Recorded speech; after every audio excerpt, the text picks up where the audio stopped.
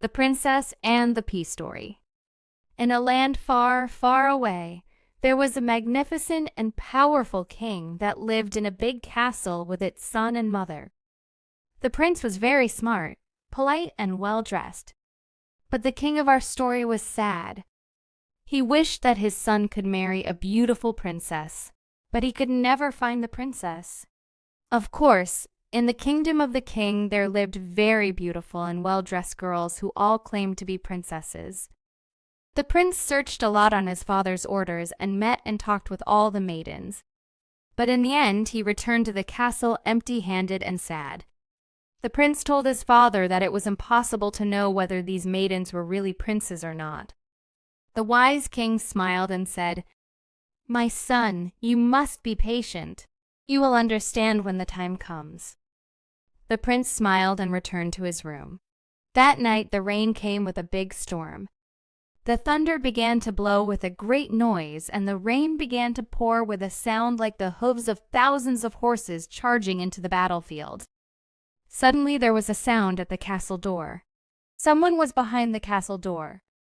The king put on his cloak and opened the door. Behind the door was a young lady who was standing wet and cold. The young girl said, "I am a real princess. I need dry clothes and a place to sleep. Can I stay in your castle for tonight?" The king allowed and invited them inside the castle. The king told the queen mother that the maiden said she was a real princess. The queen mother said nothing, and he thought to herself, "We will soon find out if she is a real princess or not."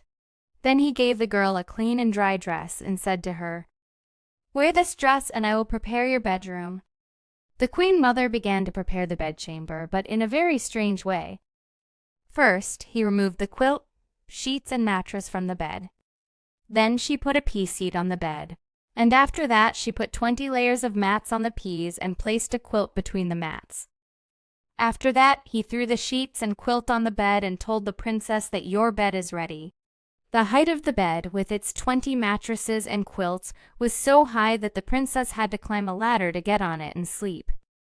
The prince went to the top of the bed. She pulled the quilt over herself. She blew out the candle and slept.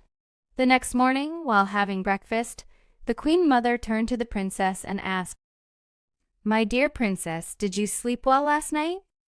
No, it wasn't quite right," said the princess, a little embarrassed. And she continued, I'm very grateful for your kindness and hospitality, but there seemed to be something hard and uncomfortable under my mattress, so that I could not sleep last night." The queen mother was surprised and said, "Really?" And he turned to the king and the prince and said, "I think we have finally found the real princess. Because no one but a real princess has such a delicate and precise sense to distinguish a single pea from 20 mattresses and 20 of my best quilts. You should get married immediately." The prince was very happy. He turned to the princess and said, "Dear princess, will you do me this great honor and marry me?"